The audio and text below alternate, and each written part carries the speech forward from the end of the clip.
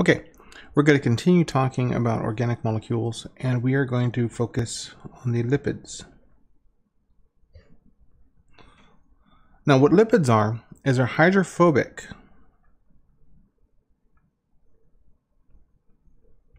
molecules, and they include fats, oils, and waxes. Okay. They are predominated by carbon and hydrogen atoms.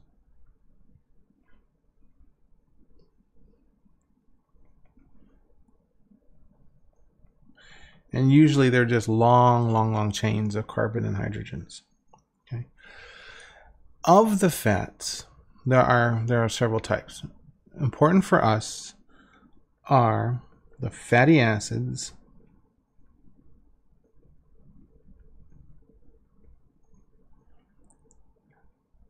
Cosinoids,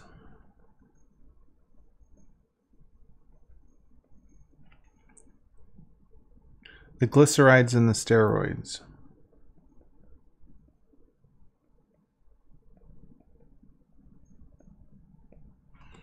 Glycerides and the steroids themselves. Okay. And then finally, the phospholipids.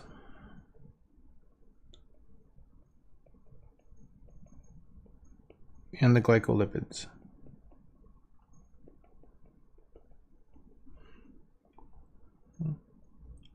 So let's take a look at fatty acids first. Now, what a fatty acid is, okay, it's a long chain of carbon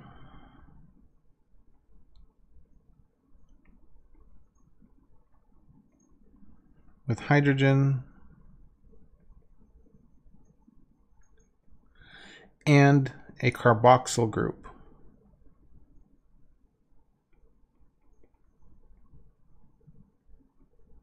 At the end. Now you may be like, what the hell is a carboxyl group? And fair. Absolutely fair. Okay. In organic chemistry, there are certain arrangements of atoms that have a characteristic tendency to act certain ways. Okay. So if I want an acid, organic acid, usually the thing that actually allows that to happen is the arrangement of atoms called a carboxyl group. And what a carboxyl group is, a carbon that is double bound to an oxygen and has a hydroxyl group or an alcohol group attached to it. Okay, so this right here, when you see this arrangement, this is the carboxyl group. Now what happens to the carboxyl group, when you put it in water, we're just going to say here, we're going to put some water, we're going to submerge this in water. The fatty acid part, all in here is, I'm going to put tons of carbons attached to this. This is going to be attached to tons of carbons, a line of carbons out that way. However, the carbon backbone is going to act characteristically as it won't dissolve in water. Okay, it's going to want to float. However, if I put this carboxyl in water, what tends to happen is this hydrogen pops off. This hydrogen will pop off and it'll give me a slightly little negative charge on the oxygen. So what this does is now we have donated a proton. Okay, so basically it's become an acid, the carboxyl group, the fatty acid. And so if you look at a fatty acid, so let's just say here you got carbon, carbon, carbon, carbon, carbon, carbon, carbon, carbon. We're going to put our carboxyl group here. Okay. And every carbon here, let's just say, is totally saturated with hydrogens. There's a hydrogen, hydrogen, hydrogen, hydrogen. Okay, there's hydrogens all along this. all along every one of these. And what we're doing here is we're just drawing a fatty acid. I mean, this is literally a fatty acid. All of these here are going to do nothing with water. They're going to no interaction with water.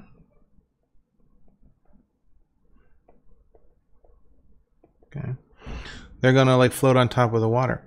This part right here, let me put it in green. This part right here, when you put it in water, kinda interacts with water. Okay. So part of it won't and part of it will. Part of it won't, part of it will.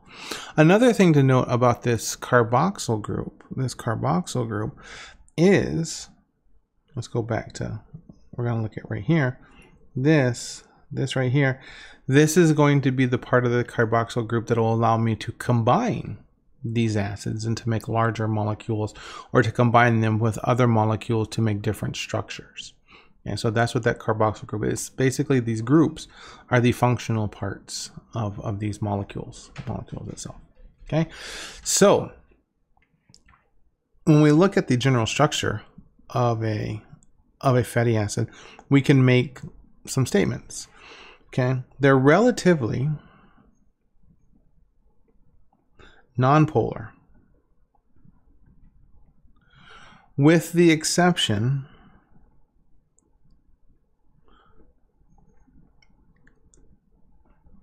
with the carboxyl group. Okay, because if you look at those oxygens there, you remember how oxygen's greedy for those electrons there. So the oxygens are going to exhibit a little bit of polarity on just the carboxyl group. Every other part of these damn molecules, they're not. Okay. Now, when we talk about fatty acids, okay, we say they can be saturated or they can be unsaturated. And this is a thing that you've seen on commercials. And you're like, no saturated fats, or it's got saturated fats. You see this quite often. Fatty acids can be either saturated or unsaturated.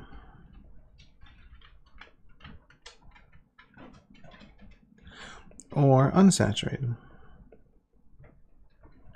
Now, to explain what this is, let's say that I have a fatty acid. Let's say I'm just going to draw 4. I'm going to draw 4 carbons, and then here's going to be my carboxyl group. Now, if I fill this with as much hydrogens that the carbons can take, minus the carboxyl group. If it's full of hydrogens, this means it is saturated. It is saturated with hydrogens. Okay, so that's what that means. That's what a saturated fat is. Every bond, every carbon, it's got a single bond to like another hydrogen. Okay. Now, if I take this, let's do another 4 carbon with my carboxyl group. Okay. Now let's say, for instance, in the middle of this, instead here I put a double bond. Now we know that carbon can have,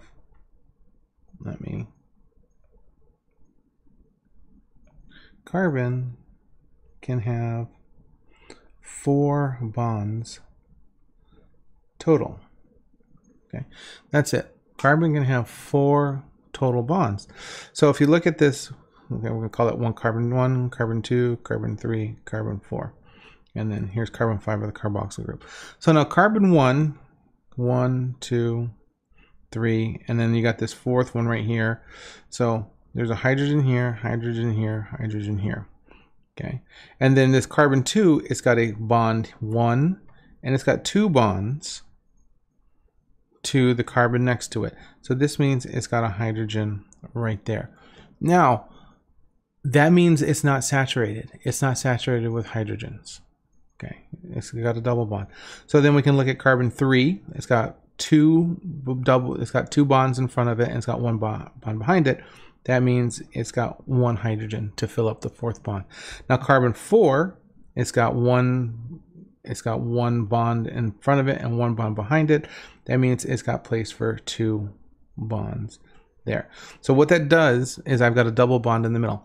So now if you look at this, how we're going to do a stick drawing. That's so 1, 1, 2, 3, 4.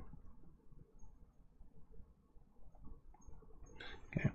So we got carbon, carbon. Actually, let me do it in a better way. There's a better way to do it.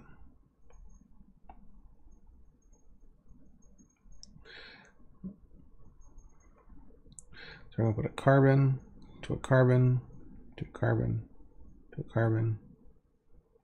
C double bond O. Wait. Okay, so this means we are totally saturated. So we talked about earlier, we're just going to, when you see this, something like this, we're going to assume that it's full of hydrogens. Now, if I do this with a double bond, the way the double bond works is it prevents a bend. It puts a bend. 1, 2, 3, 4. C double bond O. Wait. This double bond, you see, is put a bend in the chain. So this is relatively zigzag, zigzag, zigzag, the saturated. Now the double bonded carbon now it's got a line in it, and then it'll zigzag out. So it's put a bend inside of this. Okay, and that's what a saturated fat does. It puts a bend in it, a kink in in the fatty acids, so they can't line up. You can always tell when you're going through the supermarket which are saturated and which are unsaturated. Saturated fats are solid at room temperature, okay, because they can line up and they can pack themselves in. Unsaturated fats are typically liquid at room temperature. So that's what we're looking at, and that's all the differences. So basically, the take-home message for this is you can have a saturated fatty acid, or you can have an unsaturated fatty acid. Okay. Now, when you look at this and you're like, can there only be one double bond? No, of course not. You can have monounsaturated. A mono equals 1 double bond.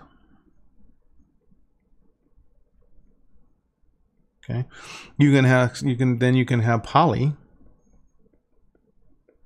which is 2 or more double bonds. Okay, so now I don't want you to fall into the trap and say saturated fats are bad for you and unsaturated fats are good for you, because in general speaking, you could say yeah, but if you eat a whole can of Crisco and you were to drink a whole container of vegetable oil, they're both going to be bad for you. Okay, so what I learned as pathology is anything in the appropriate dose is bad for you. Okay, so don't fall into the trap saying one is good and one is bad. One is better in a dose, in lower doses than the other, but not good, not bad, or otherwise. Okay, so those are fatty acids. Okay, the take home of fatty acids is it's got the carboxyl group on the end that makes it slightly acidic. Okay, you can donate a proton. Okay, it's the carboxyl group of the fatty acid that allows you to interact with the water and other molecules. Okay, and another thing is this is the storage. This is the energy form of fats in our body. So when you store fats, you store them as fatty acids. Okay, because that's just how they're stored. Okay, I don't know why. It's just how it is. And if you want to liberate fats, you liberate the fatty acids from the adipose. Okay, so now the next one, the cosinoids.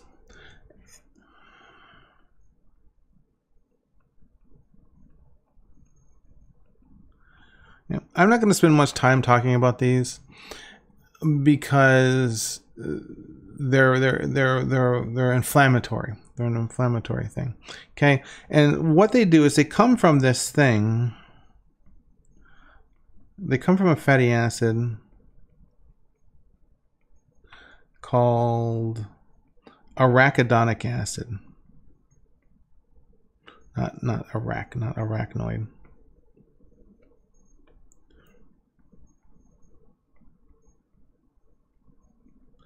arachidonic acid. Okay. Now, what arachidonic acid is, it's an inflammatory mediator. Okay, and so what this does is when you have an inflammatory reaction going on,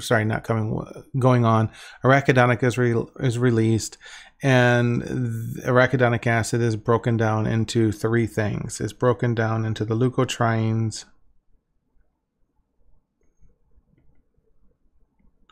prostaglandins,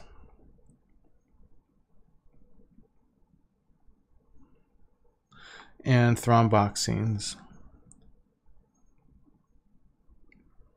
Okay, and I'm not going to explain what these are because we'll go through this when we talk about inflammation in the blood. So don't sweat it too much. I think fatty acids are much more important than icosanoids right now. Okay, all right. So the next one are glycerides. Okay, glycerides. And so all the glyceride is a fatty acid attached to glycerol. Okay, and glycerol, when you see that OL, it means it's an alcohol. So the structure of glycerol, it's a 3-carbon molecule, and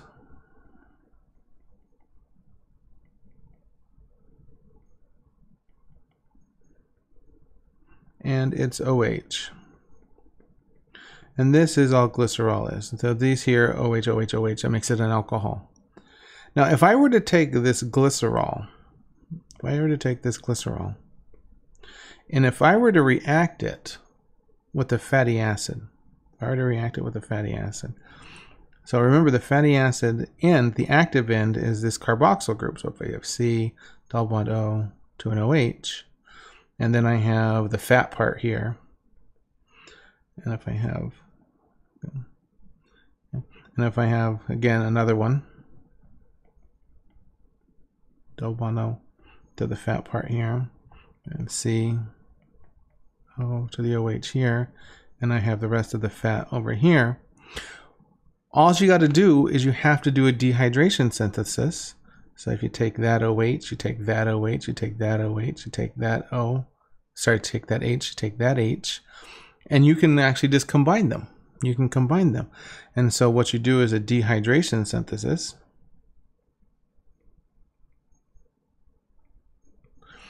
And what you're going to get is you're going to get a carbon. You're going to get the glycerol. The glycerol structure will stay the same.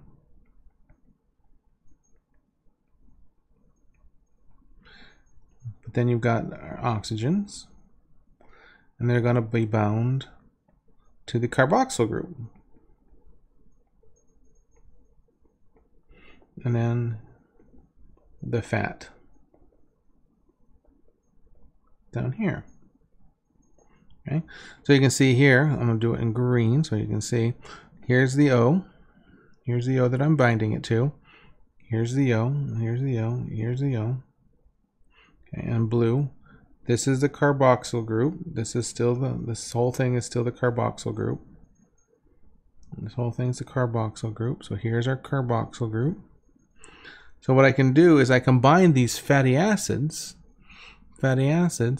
to a molecule of glycerol, and what it does is it makes a glyceride. Now if I have 3 of them, so if you look at here, 1, 2, 3, this is officially called a triglyceride.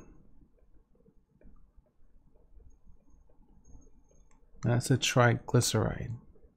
Okay. Now these are also called triacylglycerol.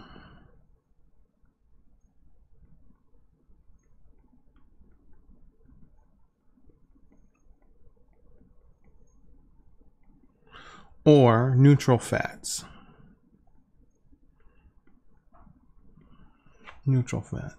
Okay, and this is how you store. This is how you officially store fats in your bodies. You attach them to a glycerol, and then if you need it, so like if you're working out, you're doing like long-term, like exercise, and you've depleted your body's glucose stores, you're going to start going to the fatty acids. And so what you do is you tap into these triglyceride stores, and you'll break off a fatty acid and burn the fatty acid. You'll break off another, and you'll break off another. So that's what they're there for. And so the functions of these triglycerols are just that. It's energy.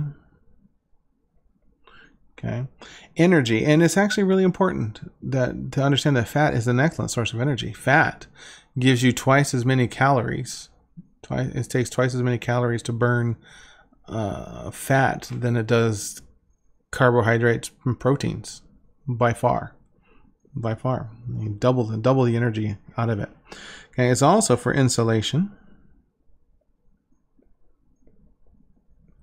Okay, and protection. And you were like, well, how is it for protection?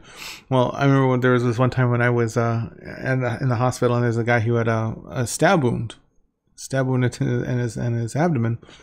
And one of the first things you got to do is, like, if a person's large enough, there's a chance that, you know, there's stab wounds isn't really all that dangerous at all if they have as much adipose, because sometimes the adipose is so great that the knife doesn't actually even get into the body itself. And so there was a guy who was a very large guy, and he was stabbed.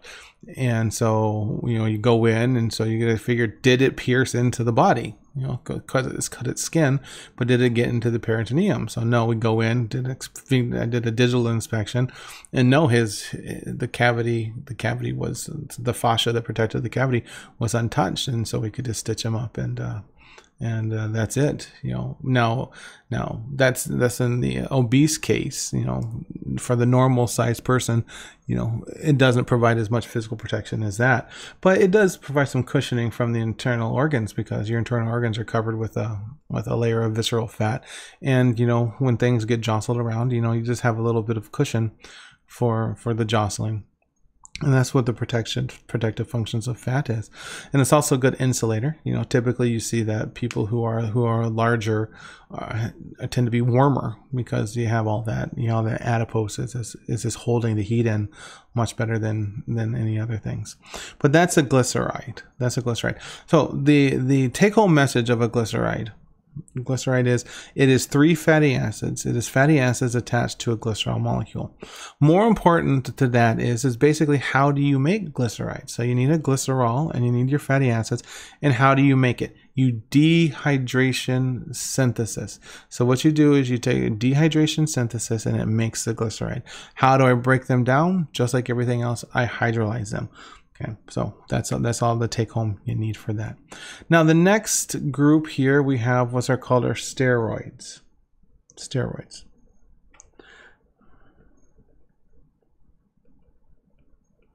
Okay, so now steroids are typically 4 ringed fats. Okay, and they all come from this thing called cholesterol. So cholesterol is the base of all of your steroids. Okay, so now the cholesterol itself is 4 rings, so it's got a hex ring. Hex ring. It's actually 3 hex rings.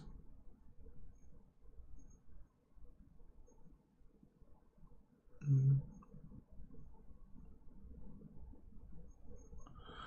then it's got a pent ring. So that's basically the structure of cholesterol. This is what cholesterol looks like. Okay, and it's got some groups here.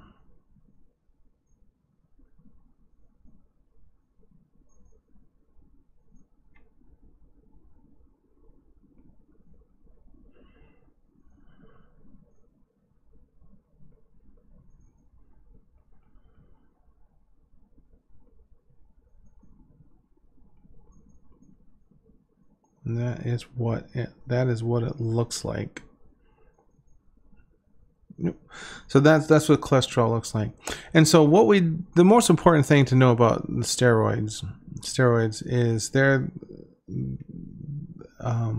components of our hormones. A lot of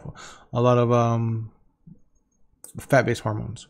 Okay, so they're the components of the plasma membrane, and what they do is they add fluidity to the plasma membranes. They're parts of the sex hormones, so the estrogens and testosterone. Okay. They make up other hormones, are corticosteroids. You're like, what is all this? Don't worry about this. And we'll talk about this when we actually get to the endocrine system. And they are in our bile salts. Again, we'll talk about that when we talk about the digestive system. Okay. Oops, that's what I forgot. I forgot the double bond. There's a double bond there. Okay. So just to give you an example of like how closely related these things are. This is what estrogen looks like. It's got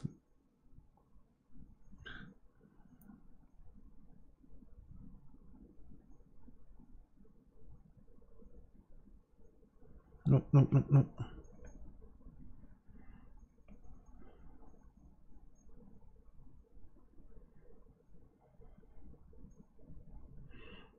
And this is estrogen.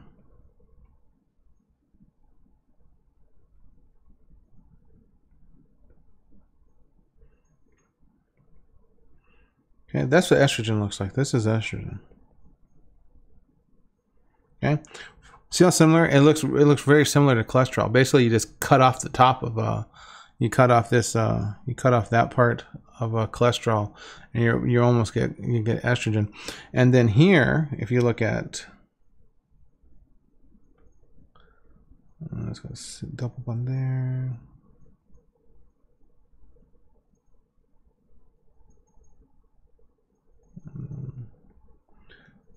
So CH3 here. OH.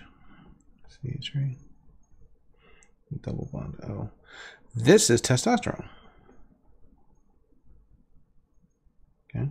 So estrogen and testosterone, they're very similar. They're very similar as well.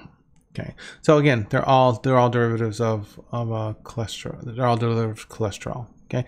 So usually steroids, what they do is they're structural components, plasma membranes, and they are also hormones, chemical messengers.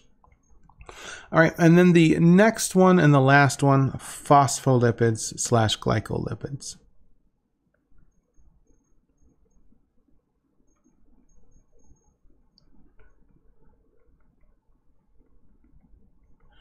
Okay, so now these are very important for us because when we talk about the plasma membrane, we're going to be using these. We're going to be using these molecules in order to make membranes. Okay. The thing about them is, in general, we said that fats are pretty much hydrophobic. Okay, so the phospholipid is kind of like is our odd man out. Okay, so what they are is they're kind of an amphipathic molecule. Part of them likes water, part of them doesn't like water. Okay, so how this comes about is basically its structure. Now, phospholipids and glycolipids are pretty much the same thing. The only thing that changes is the phosphate and the sugar part. So both of them have what's called hydrophilic heads.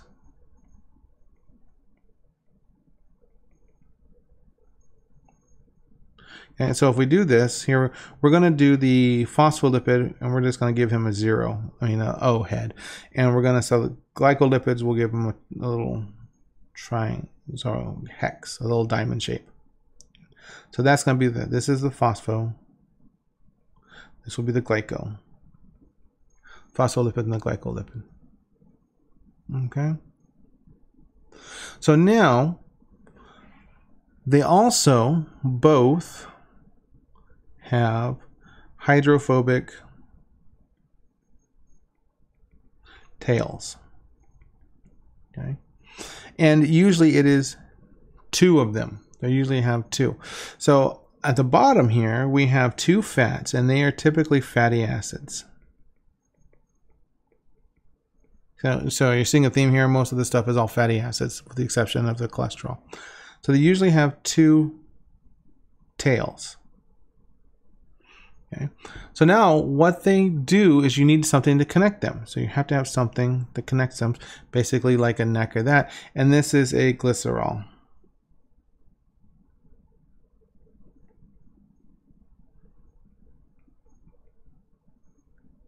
Glycerol, glycerol, and then fatty acids. And that is the structure of both phospholipids and glycolipids. Okay, that's it. Now, if you look at this structure, got the phospho head and the glyco head. These are hydrophilic.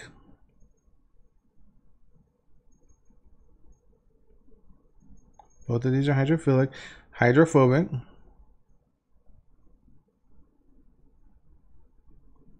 Okay, the fatty acid tails. Okay, and the glycerol pretty much doesn't really matter. We only care about the head and the tail part. And what this is I've got a molecule that now has one side that's hydrophilic, one side is hydrophobic, and what this is called amphipathic. And amphipathic means that one side likes water, the other side doesn't like water. Okay, one side likes water, the other side doesn't like water. So if you imagine this out, let's just say I've got water right here. So here's water. And let's just take the phospholipid. What's going to happen with the phospholipid is the head is going to stick in the water and the tail is going to stick out of the water. Same thing with a glycolipid. The head is going to stick in the water and the tail is going to stick out of the water. Okay, all right. So that's how we've got it. Okay, so where do you see phospholipids and where do you see, actually, before we do that, how do you make phospholipids and how do you make glycolipids? It's really simple. If you want to make a phospholipid, what you have to do is a dehydration synthesis. Done. If I want to break a phospholipid apart, what do I have to do? I have to do a hydrolysis. Done. So again, if there is a general rule I want you to take out with, if I want to make a molecule larger, if I want to make one of our organic molecules larger, I have to use a dehydration synthesis. If I want to make one of our organic molecules smaller, what I have to do is I have to do hydrolysis. Okay, so phospholipids and glycolipids. So what are the functions of phospholipids and glycolipids? Okay, they are structural lipids.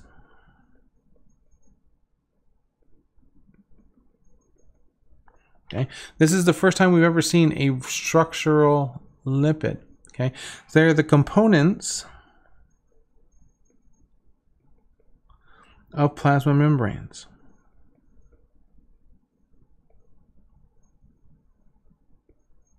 Okay. Okay. So if you look at it, if you look at the cell, when we take a look at the cell, we've already talked about water. Water is present on the outside of the cell. Water is present on the inside of the cell.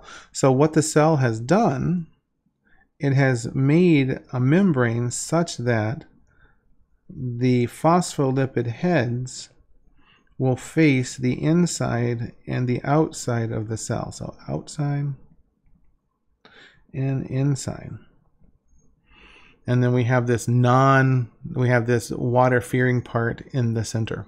Okay, so structural components, phospholipids. Okay. So quick breakdown of this. Okay, so we've got fatty acids. Their energy. Okay, and basically what they are is long chains with a carboxyl group. Where do you get them? Food. You get them from your food and your cells can make them. Okay, the cosinoids, okay, don't worry about them. Glycerides, Okay, they are energy source. Okay, storage of energy source. Okay, they are also for insulation and physical protection. Steroids. Okay, components of the cell membrane.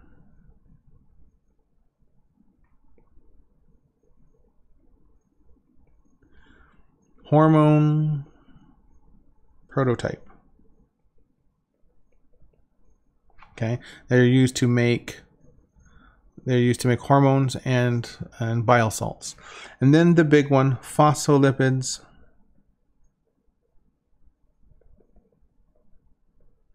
/ glycolipids. Okay, and what these are structural lipids. Where do you find them? In the plasma membrane. Okay. And with that, that is a pretty significant crash course in lipids. And next we will do proteins.